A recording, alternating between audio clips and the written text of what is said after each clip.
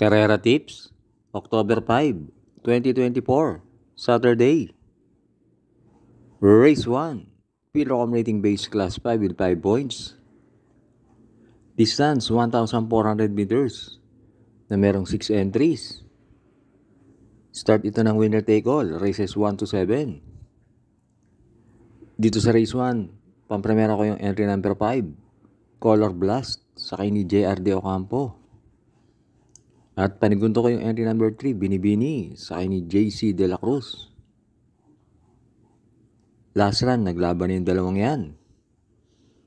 Pangatlo si Binibini, pang-anim si Color Blast. Kaya lang mas kursunado ko yung 5 dahil 56.5 ang dadalhin ni Binibini at maliit lang na kabayo yan. Kaya dito sa race 1, pampremera 5, Color Blast. Panigundo 3, Binibini. Race 2, Pilocom rating base class 5, 11 to 15, split. Distance 1,400 meters na merong 6 entries. Start dito ng pick 6, races 2 to 7. Dito sa race 2, pampremera ko yung entry number 3, Batang After 7, sakay ni A.R. Ramos. 50 lang ang dala niyan. At yan si Batang After 7, merong 129.8 sa 1.4. At panigundo ko yung tingin kong babandera na entry number 6, Advance Party, sakay ni GL Ciego Jr. Tingin ko solo area yan. Kaya dito sa race 2, pampremera 3, Batang After 7. Panigundo 6, Advance Party. Race 3, Pilocom rating base class 4, 22 to 27.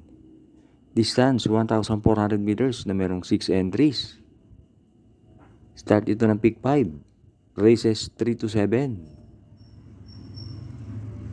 Dito sa race 3, pampremera ko yung entry number 3, Chocolate Thunder, sakay ni BJ Galleta. Last run, maganda panalo niyan. Gumawa ng 126 sa 1.4. At panigundo ko yung entry number 6, Mahusay Ay, sakay ni Jan Alvin Guse. Deremate yan si Mahusay Ay at ilaban lang yan ng koneksyon. Malaki panalo niyan. Kaya dito sa race 3, pampremera 3, Chocolate Thunder. Panigundo 6, Mahusay Ay. Race 4, Pilocom rating base class 4, Merge Group. Distance 1,400 meters na merong 7 entries but 6 in betting option. Start ito ng pick 4, races 4 to 7. Dito sa race 4, sisingilin ko na yung couple entry na 2 and 2A. Open Billing, sakay ni A.A. Abrea. At Bill Jordan, sakay ni A.R. Villegas. Yan dalawang yan, parehas may panalo yan. Kaya pampremera ko yan. At last run ni Open Billing, gumawa ng 126 sa 1.4. Kaya dito sa race 4, solo 2, Open Billing. Race 5 na tayo. Pilocom rating base class 5, 11 to 15, split. Distance 1,400 meters na merong 6 entries.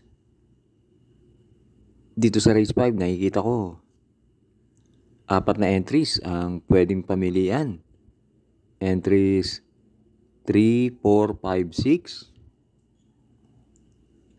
Pero magdadalawa lang ako.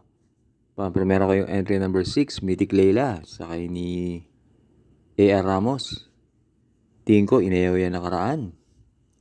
At panigundo ko yung entry number 4, Bohemian, sakay ni Jan Alvin Guse. Gamay na yan ni Jan Alvin. Kaya dito sa race 5, pampremera 6, Mythic Layla. Panigundo 4, Bohemian. Last double na tayo, race 6. Pilocom rating base class 5, 11 to 15, split. Distance 1,400 meters na merong 7 entries. Dito sa race 6, pampremera ko yung entry number 7, Advocacy. Sakay ni James Torque. Yan si Advocacy, merong 128.5 sa 1-4. At panigundo ko yung entry number 4, Great Angie, sakay ni R.A. Base. Last run, maganda tinakbo niyan. Na tersero yan. Kaya dito sa race 6, pampremera 7, Advocacy.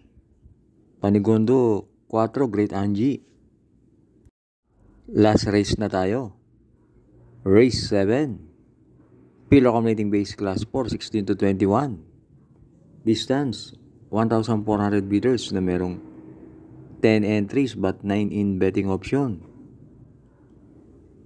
Dito sa race 7, pampremera ko yung couple entry na 5 and 5A. Gold Digger sa akin ni John Alvin Guse at Winter's Fury sa akin ni John Paul Guse. Yan si Gold Digger. Last run na segundo yan kay Amor Mi Amor. Panigundo ko yung entry number 1, Matikas. Sakay ni RC Suson. Yan si Matikas. Dating gumagawa ng 127.5 yan. At ilaban lang yan ng koneksyon. Malaki panalo niyan. At pantersero ko yung galing sa panalo na entry number 4, Buntay Shore. Sakay ni KB Abobo. Maganda tempo niya nakaraan, 127.4. Kaya dito sa race 7, pampremera 5, Cold Digger. Panigundo 1, Matikas. Pantersero 4, Buntay Shore. At kung magdadagdag pa, pwede yung G's, Streisand. Salamat sa inyong pagsubaybay. Good luck sa atin.